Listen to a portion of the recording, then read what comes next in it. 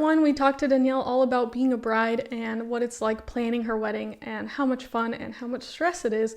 So if you missed part 1, go check it out. This is going to be part 2 of our talk with Danielle, a little bit more about her as a photographer, how she got started, and all that fun stuff. So let's get to it. I love it. So you guys are engaged. I'm very excited for you. It's going to be a lot of fun. Thank you. Back to the wedding a little bit. What do you think it's going to be like to be a bride when you're used to being a photographer? Because obviously, you've never been a bride before. I know. But you've been a photographer plenty of times.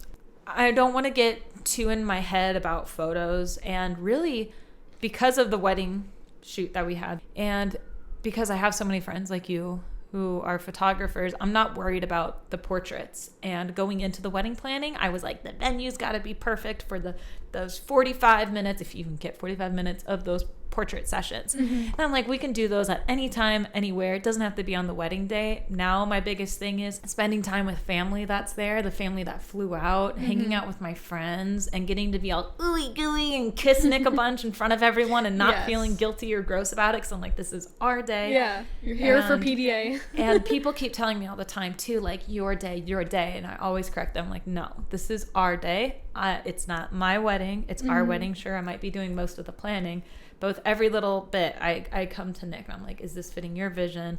I'll do what you want. I'm like, no, don't make it about me. Be involved. This is us, okay? Us. He's like, please, no, I want it to be your thing. So I'm afraid of like getting a little too into my head about posing and how the flow of the events go. But we have a day of coordinator. My photographer is also a badass. I know I don't have anything to worry about. So enjoying the moment.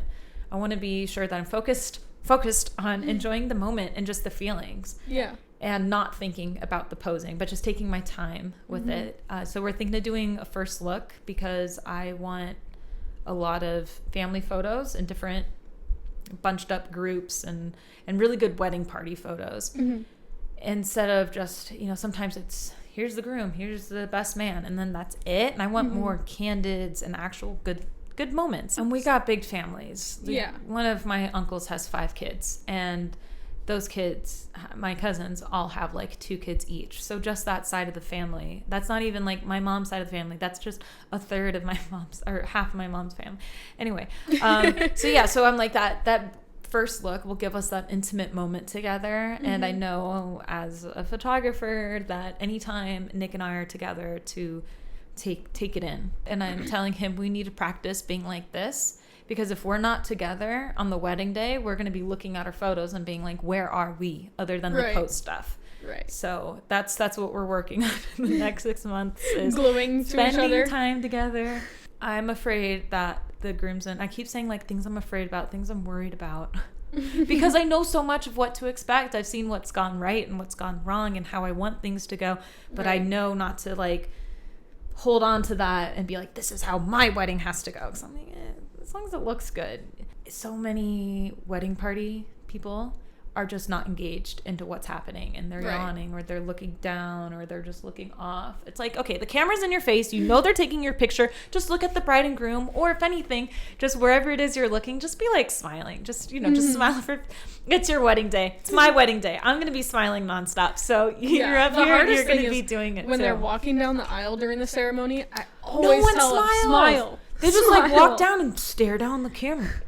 They always look mad. They're walking down the aisle like they're pissed off. Your best friends just got married. Can you please lighten it up? Open it up a little bit. Yeah. So before I come down the aisle, the officiant says, everyone have your phones tucked away. This is being professionally photographed. And then once we're there, have a moment. Okay, now you can take out your phones. And I've been seeing people do this. Like, this is the moment to take your phone picture. Do that. And I'll put them away, keep them away until reception or cocktail hour. Yeah. When we come down the aisle, after we kiss, I want us to look at each other, really take that in, and we'll start crying. And then also look at our guests and like take a breath while we stand there holding hands and just take in that moment. and then walk down the aisle and do our like, hello, yes, thank you, thank you. And then the kiss at the end, which I plan on doing like 3 or 4 different poses. Some, you know, like a dip and a kiss and like a, ooh, I don't know. Little just quick photo shoot. Yeah, a little quick, because that picture is seriously worth it. We're gonna have people with like bubble guns and it's gonna be See, beautiful. I feel like this is how everybody envisions it. And then you get up there they and just go. You run. Yeah. As soon as they're like, okay, husband and wife, you run.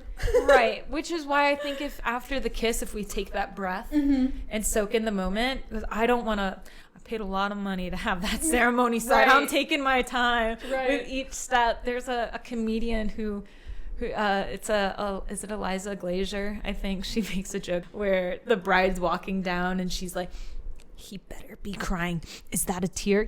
That better be a tear. You better produce a tear. I don't want to be that bride, but I want to, you know, make sure I'm taking in the moment. Oh, I will. I'm not even close to getting married, but I will 100% be that bride. If you're not crying, I'm going to turn around and do it again until you start crying. We are going to cut onions as part of the boutonniere. It's going to make him cry.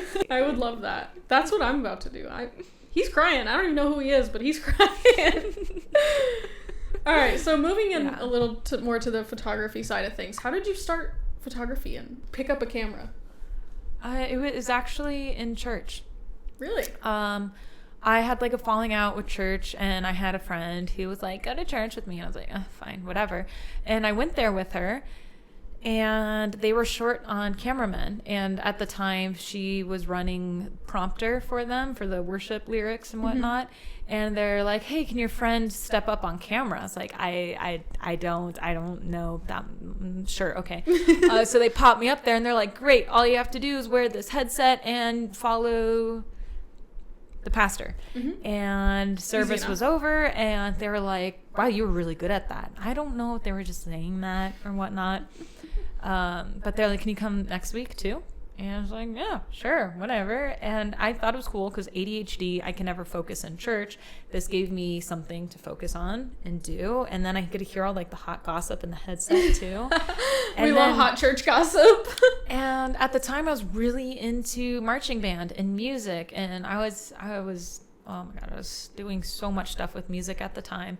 But it was also causing me great anxiety because of the perfection that comes with music. And I'm not natural when it comes to music. I have to work really hard to feel the beat, to, you know, sight read, all of that. This is why you're not a DJ. Yeah. This is why I stress so much picking out the right music.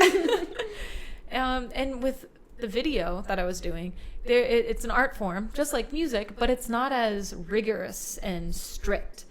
And no one was telling me how to do it. And the people who were encouraging me at the time were kind of just, I wasn't able to get in my head about it. I didn't know what to expect. I didn't know what a good video looked like. I was just doing what I thought looked good. And next thing I know, I was volunteering all the time. And then I was getting paid by the church to do some events. And here I was in high school with no job. And then when I did church stuff, they'd pay me $40 an hour. And 2012. Okay. So I got a paycheck for like 1 day's work, and it was $120. And I'm like, you know how many hours at Chick-fil-A I have to put in to get a paycheck this size? 2 weeks. And so I was like, this is great. And it ended up impacting me so much that when I started college, I was a business major. And after my first semester, I changed to art because I was like, the signs became clear. I was looking at my life, hindsight 2020, right? I realized I would always steal my parents' camcorder and make little commercials and videos with my friends. You know, everything I was doing was surrounded around cameras. And for my 16th birthday, I got a DSLR, didn't know how to use it, but I was playing with every single option on that camera, my point and shoot camera. And I realized, all right, I got a thing for cameras. And it just started growing and growing. That's when I was doing photo and video, and I was like, all right, what do I like more? And video, I hate audio. I hate having to edit audio, and I hate all the footage with video, the overlays, the syncing. There's so many more elements to go wrong. You need so much more equipment. You need a crew. You need that's what I always say. Gear. I'm like, oh my I always God. say the only reason I'm not a videographer is because I am physically too small to handle all of that equipment. Yeah. It's too much. It is. And just the more I learned about cameras, I developed the eye for it. And I realized this is what I love. And if someone's getting married and this is how important the day is, I'm not going to look at this as a job. I can't look at this as a job. I can't look at it as so much this is more the perfect way to do. And people are like, oh, well, it's a wedding. Aren't you stressed with like this person's day is so important? Aren't you afraid you're going to mess it up? I'm like, no, I'm afraid they're going to hire someone else and they're going to mess it up. Yes. And for me, anxious little overthinker me, to come off so confidently, naturally about something, I'll come home crying after shoots, just being like, this is what I meant to do. I'm getting teary-eyed now. I feel that. I feel that. Because growing up, you're like, what am I passionate? What am I good at? I thought it was music. I spent over 10 years of my life trying to force music to be my thing. Mm-hmm. And the whole time, cameras were right there. My obsession with photography and everything was right there. And after just taking photos of people and getting to see their face when they see the images, or I'm like, come here, and I always show them the back of my camera. Mm-hmm. I like can't not do that. That's the best part. And then so I'll be just like scrolling through and looking at them. I'm like, yeah, you like that? I can relate to that. It's such a good feeling, because I've had clients come to me because their wedding photos didn't come out nice. Mm-hmm. So then I did their post-wedding photos. And it's so that's why I'm doing wedding photos, because it freaking feels good. Mm-hmm. And out of the anxious person I am, it's the one thing in life I know I do right. Yeah. Well, that's the thing. When you find that thing, your thing, you just run with it. And yeah. You can tell, like, this is the thing that I'm supposed to do. And it's the same feeling I get when I'm around Nick. Oh, like no matter like and it's just that feeling that I feel about photography I feel for my fiance. It's that meant to be feeling. It's weird, and it doesn't go away. It doesn't fade. If anything, it gets stronger every day. That's the thing. Like, photography is one of those things for me that just never went away. No, I never got bored of it. I never got sick of it. It just, like, how can you get bored with it, right? Right. It just sticks around forever. It's one of those things. When you said that you wanted to bring me on here, but we might not be talking about photography the whole time, I'm like, that's the one thing I can talk about nonstop. That's all I got. So I want to talk a little bit about our time with you as my second shooter. Look at us. So we were just babies here. Both of our hair is bleach blonde. Yeah. No wonder why Danielle thought we were identical. That's what I'm saying. We look so similar. I always have that stringy hair still to this day. It's always... Yeah, screw that hair. I want to do bangs again, though. I really do. You look really good with bangs. I really do. So this was... Oh, man, this was forever ago. We look like Targaryens. or Lord of the Rings elves. Yes. Yeah, we look like elves. But this was one of the early days of us shooting together, and I think we've come a long way. Was this the one then. at Secret Garden? No, this was at Hidden Lake. The one at the lake where they had that little teepee set up for us that we could put our bags in. This was like our third or fourth wedding. Yeah, but it was back there for sure. I mean, we've done so much since then. Wow, yeah. And we've made some really good memories. Had some really good times. Yes, and this image is published. I love this. This photo is like one of my favorites. I mean, that was such a good day. That wedding was one of my favorites. Such a good team. God. Like, we just had a lot of fun. We always have way too much fun. I know. People are like, oh, weddings. How could you do weddings? They're so stressful. Like, there's so much to focus on that the day goes by like that. Literally. And we get to party and you get every good weekend. Food most of the time. Most of the time. And what other vendor gets to do this with the couple? Seriously. That's why who you choose for your photographer matters so much, because we are literally glued to you all day, so you better like us. Mm-hmm. And your photographer and your second shooter better like each other. Yeah. They're glued to each other that's too. a whole chemistry. They got to shoot like each other. They got to know what each other's thinking. Mm-hmm. I shot with a photographer last weekend who I hadn't shot with in almost a year or two. And from all the second shooting that I've been doing, like with you and my other photographer, she was like, I kept turning around to go tell you to do something and you were already doing it. And I'm like, hive mind. Mm-hmm. It's because you and me, we work together so much that I just know, like, oh, Schyler's doing that, then I need to do this. Yes. She's on a long lens. Okay, switching to the short lens. It's so nice. She's on the couple. I'm getting reaction shots. Like, we know what to do. It's perfect. And then that time that I I tried this thing for a little while, and I'm not sure if I'm going to bring it back or not, but the walkie-talkies with the headset. That was fun. It was. And it worked out for that day specifically because they wanted to set up a surprise, like, first look with the groom and his daughters. Mm-hmm. And I was able to go, I was looking out, like, peeking out the window, and I was on the walkie-talkie, hey, get rid of the groomsmen. This and was I see you. The Tucson wedding. Yes. And I see you immediately turn around and start going, get out of here. And I'm like, there we go. Oh my gosh. Wow, yeah, so I had to lie to the groom. Mm-hmm. Because I was like, don't turn around, but I can't say that. So I was like, just keep your eyes on me. This looks great. No, redo that walk again. That was horrible. And he's like, what? And I said, but instead of walking, turn around. Just like, backwards walk for me. We're trying something new here. Here we go. Yeah, we're being creative. And he's looking at me like, okay, why are you acting so different? Because I had the groomsmen there first originally. And then I had to get them out. So I was like, you guys need to go. But I mean, like, go. Like, get out of here. And don't turn around. And also get the groom to not turn around. And it was a tough position for you. I felt so bad. And Schyler's in my ear. She's like, now. And I'm like, go. So I had to get him into another position, too. Because I think I had him at a different tree. And I'm like, let's, this lighting sucks. Let's go over here. Yeah. It was wild. I mean, of any wedding for me to try out the headset thing, that was the one. Because we needed that in that moment. Like, we needed that. So I might bring it back, but it's hard, though, when you're at a wedding and you have one of your ears plugged. It's good for big venues and big teams. Because the Sedona wedding, Ashton and Spencer, they had 2 other videographers, right? Mm-hmm. And all 4 of us were on the walkies. And we gave one to the planner, too. Yeah. So we had like 5 people on the walkies, yeah. Which was fun because I was used to the Tucson wedding. So I was like, haha, Schyler. Yeah, we were having a good old time. And here's day 2 of the walkies. And I'm like, haha, Schyler. Oh, there's like there's other people here. Hello. It's not just us being weirdos.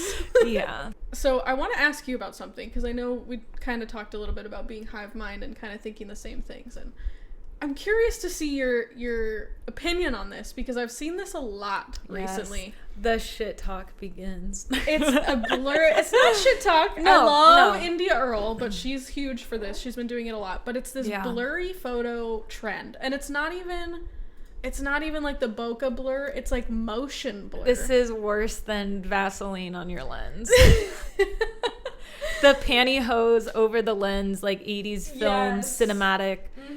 80s glamour trend.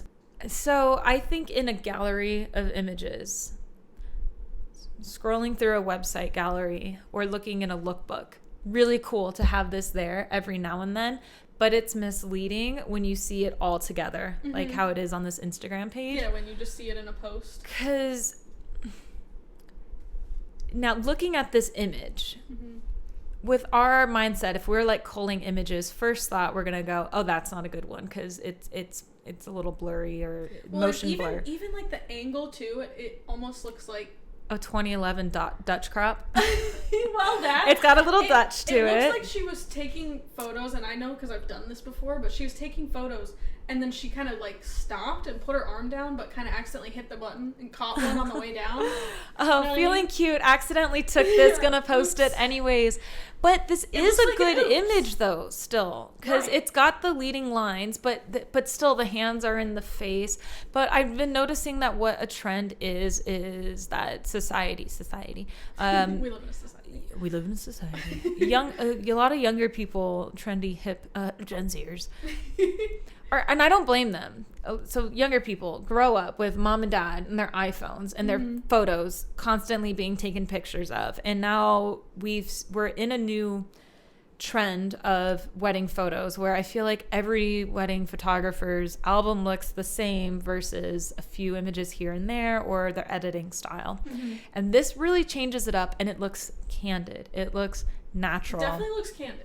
But I will tell you, if I saw this photo, like right now, and I'm like, Schyler, you, me, we're going to go outside and we're going to recreate this photo. That's still really hard to do. But I know that's not like 1/60th. That's like a second long exposure right there. So there's intent to it. It's not like, whoop, there went my hand. So that's where it is art. That one, no. That's no. That... I would say that's a bad photo where someone is trying to do what that other person did. That India one, Earl. Right this off one, the bat. No, because you look, the jitteriness of that detail, it's distracting. What am I looking at? Where in those other photos, you can easily see the subject. You can feel the emotion. You can see the scene. Right. It's done. Here is...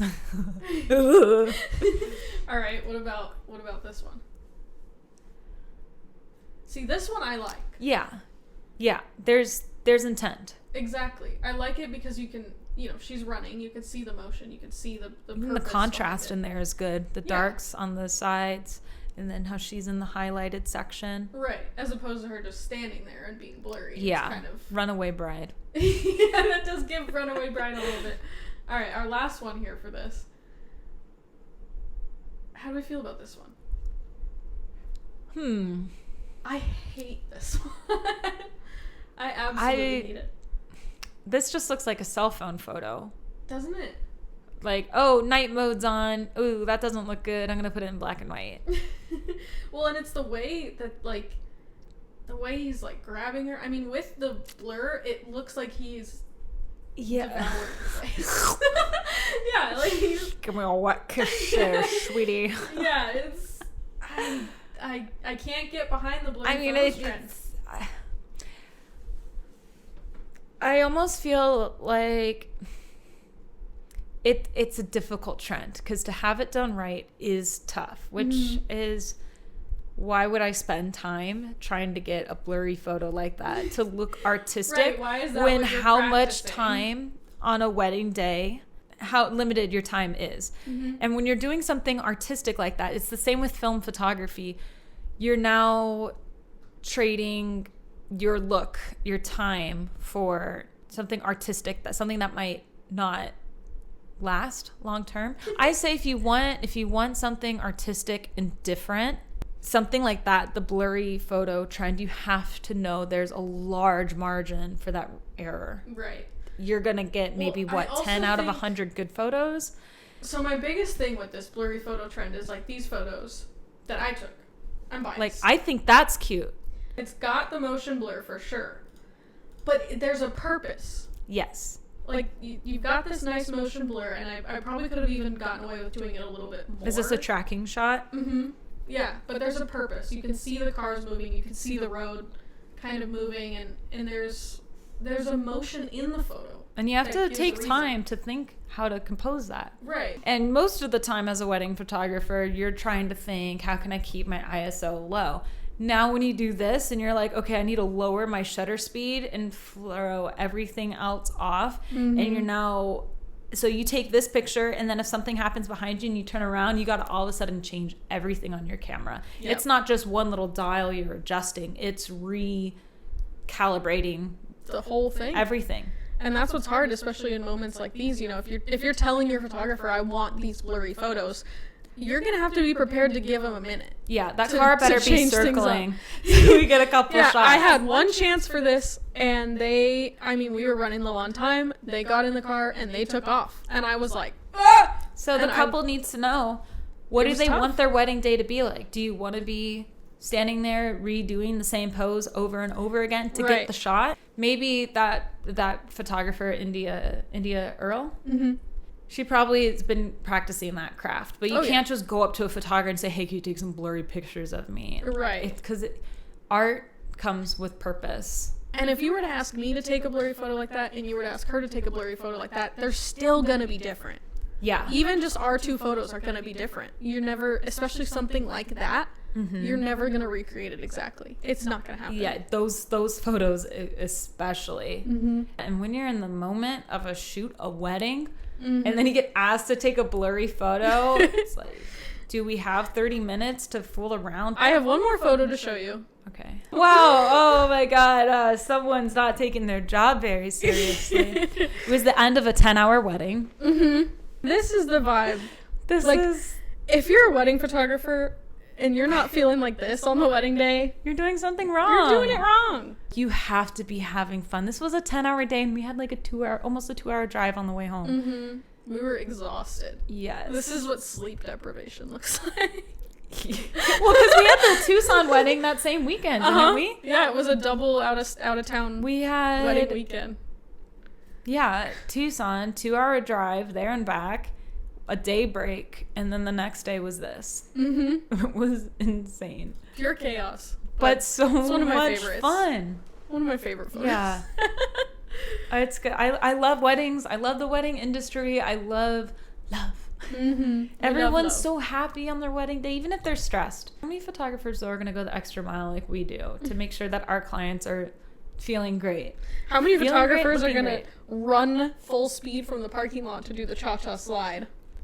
This one. Because the cha-cha Only slide. this one. Cha-cha slide every time. I have made a pact that I will do it every time it comes on. And just because I'm walking to my car I'll to be get sure a battery to put it doesn't on mean... the do not play list of my wedding. No!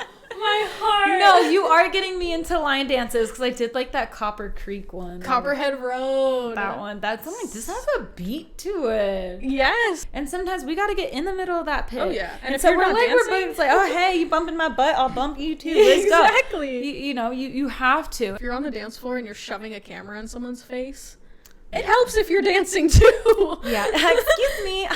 Yeah, as opposed to creepy. Yeah, you gotta be dancing. You gotta have fun. You gotta love what you do. This has been super fun. I think this was a pretty good first episode. I think so too. So yeah, we'll do another episode after the wedding, see how everything goes, see if all of your fears came true. Oh God. Oh, the wedding No pressure. anxiety. Think of the stupidest things. Yes. And you're gonna be there. It's And gonna I'm be gonna freaking be awesome. there. And you're gonna be at the bachelorette party. Which is gonna be so fun. As long as you don't have any weddings going on, because it might be like a 2 or 3 night thing. I'll definitely be there. Yeah. The wedding I have can just... No, I'm just kidding. We'll update with photos from the bachelorette. Oh, that'll be fun. That'll be fun. Like, subscribe, all that jazz. We're going to be putting out a few more episodes. We're going to get some more guests. I've got some solo videos planned with some very cool tips and advice. It's going to be a lot of fun. We're going to have a lot of fun here on the channel and start something new, which we love. Yeah, I am honored to be your first guest on your show. Wouldn't have anybody else. She's my favorite. So we will see you next time. And like I said, like, subscribe, stick around. We'll see you soon. Bye. Peace.